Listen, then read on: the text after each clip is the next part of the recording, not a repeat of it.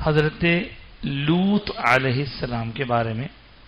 لوط علیہ السلام حضرت ابراہیم علیہ السلام کے بھائی کے بیٹے ہیں. حضرت لوط علیہ السلام گویا بھتیجے ہیں حضرت ابراہیم علیہ السلام کے. ابراہیم علیہ السلام کے بیٹوں کا ذکر کرنے سے پہلے ہم نے بھتیجے یعنی لوط علیہ السلام کا ذکر کیا، کیونکہ ابراہیم علیہ السلام کے ساتھ ساتھ لوط علیہ السلام رہے ہیں مختلف مراحل میں. تو گزشتہ جمعے کو آپ نے لوط علیہ السلام کی قوم پر جو عذاب آیا اور وہ لوگ جس طرح کے گھناؤنے گناہ میں مبتلا تھے اس کی تفصیلات سماعت کی، اور پھر اس کے ساتھ ساتھ یہ بھی کہ ان کی بیوی بھی ان لوگوں کا ساتھ دینے والوں میں شریک تھی جو مخالفین میں تھے.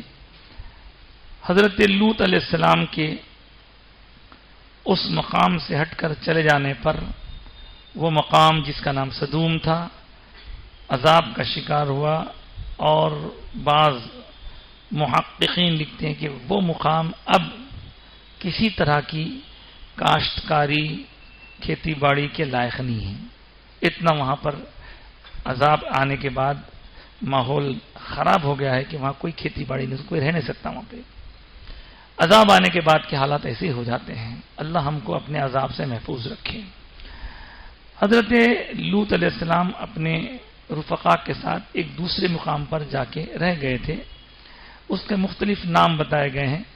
بہرحال وہیں جا کر آپ نے اپنی باقی زندگی گزار دی، اور پھر آپ کا وہیں پر وصال ہوا، اور بعض لوگ اسی مقام پر آپ کی قبر کا بھی پتہ بتاتے ہیں. اس طرح لوط علیہ السلام کا واقعہ مکمل ہوا. یہاں پر یہ بات قابل غور ہے کہ قرآن ہو یا دیگر کتابیں، اس میں تفصیلات زیادہ نہیں ملتی. اس کا سبب کیا ہے؟ اس کا سبب یہ بتایا گیا کہ اللہ تعالی اپنے بندوں کو پچھلی قوموں کے واقعات سنا کر انہیں تاریخی تفصیلات میں یا حقائق میں مبتلا کرنا نہیں چاہتا، بلکہ ان لوگوں نے جو غلطیاں کی ان غلطیوں سے بچنے کا جذبہ پیدا ہو، اور ان عذاب کے تذکروں سے ہمیں عبرت حاصل ہو، ہم پھر وہ غلطی نہ کریں. یہ اصل مقصد ہوتا ہے قرآن کے واقعات کے سننے سنانے کا. حضرت لوط علیہ السلام رشتے میں حضرت اسماعیل علیہ السلام کے چچا زاد بھائی ہوتے ہیں. حضرت اسحاق علیہ السلام اور حضرت اسماعیل علیہ السلام یہ دونوں ایک والد کی اولاد ہیں، لیکن ان کی والدائیں الگ الگ ہیں. جیسا کہ آپ پچھلے بھی تفصیلات سن چکے ہیں کہ حضرت ابراہیم علیہ السلام نے پہلے شادی کی تھی بی بی سارہ سے، ان کی اولاد نہیں ہوئی. پھر بعد میں شادی کی بی بی ہاجرہ سے، ان کی اولاد ہو گئی. تو دوسری بیوی کی اولاد بڑی ہے اور پہلی بیوی کی اولاد عمر میں چھوٹی ہے. تو پہلی بیوی کی اولاد حضرت اسحاق، دوسری بیوی کی اولاد حضرت اسماعیل. تو اسماعیل چونکہ عمر میں بڑے ہیں، اس لیے انشاءاللہ اب ہم آنے والے جمعے کو حضرت اسماعیل علیہ السلام کے ہی حالات کچھ آپ کو سنائیں گے.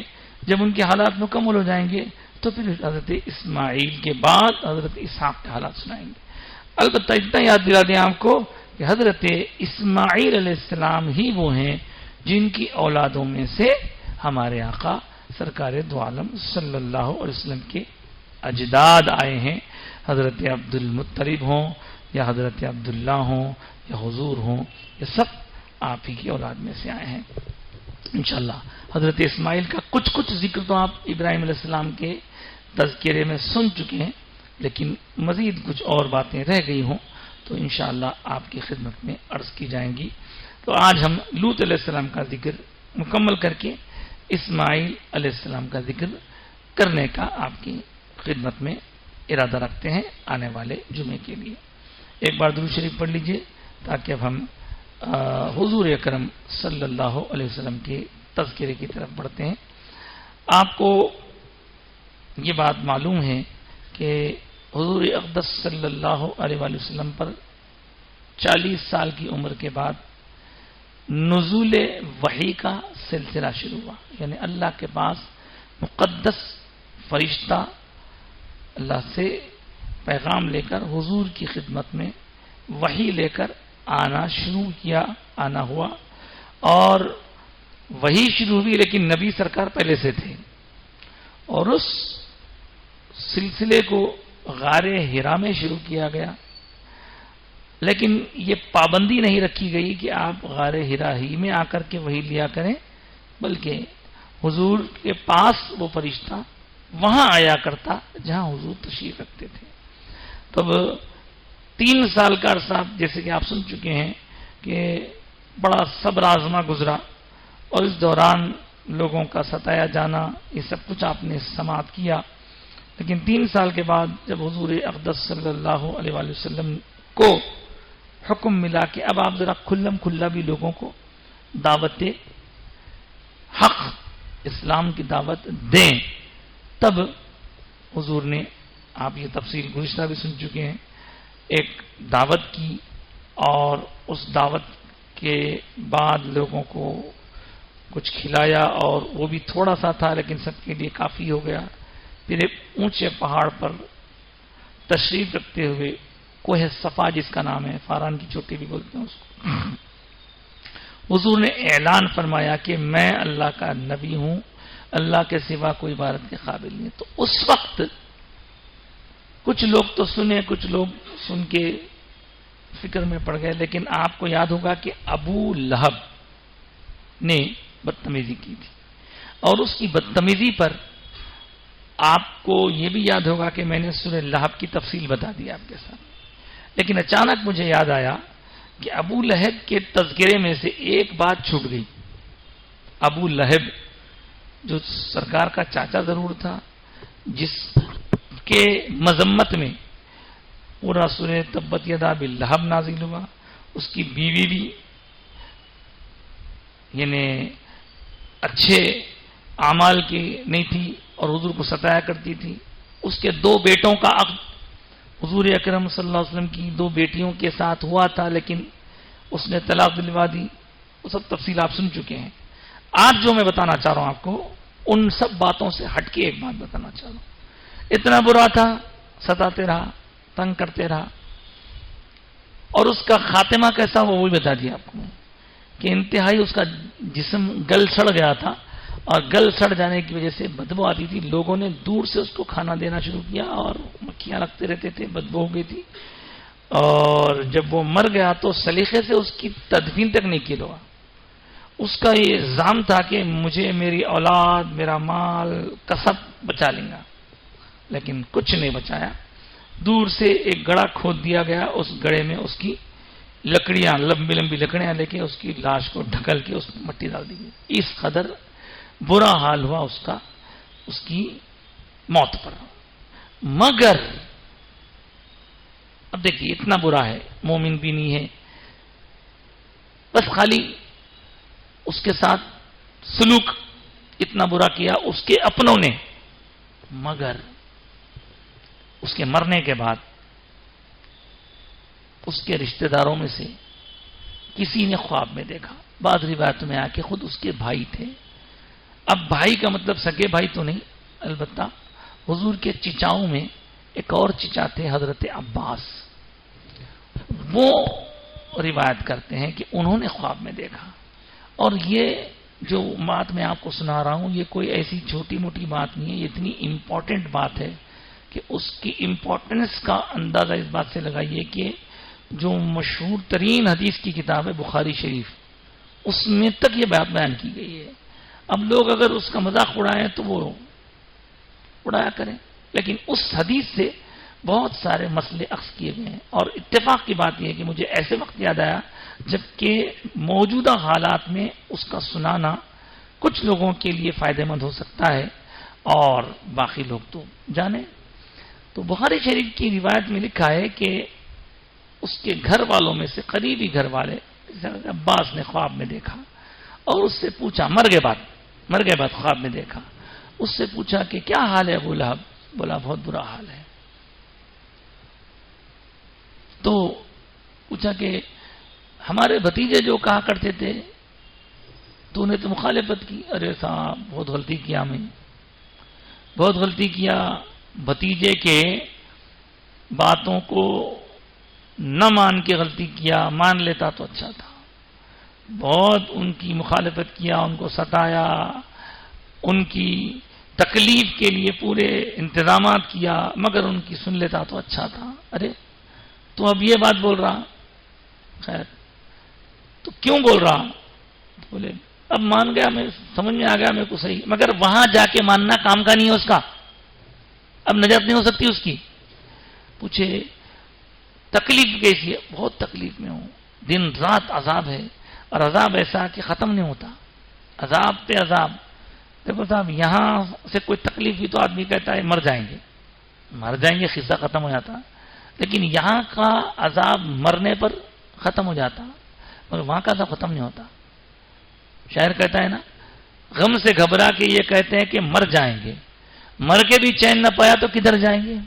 وہاں سے کہاں جاتے ہیں؟ یہاں سے مر کے وہاں چلے آتے، وہاں سے کہاں جاتے؟ وہاں سے جانے کا کوئی چانس نہیں ہے. اللہ بچائے. اس لیے جو تکلیف ہے یہاں پہ اللہ سے معافی مانگ لینا، اور تکلیف یہاں کی بھی رفع کرنے والا اللہ ہے، وہاں کی بھی دور کرنے والا اللہ ہے.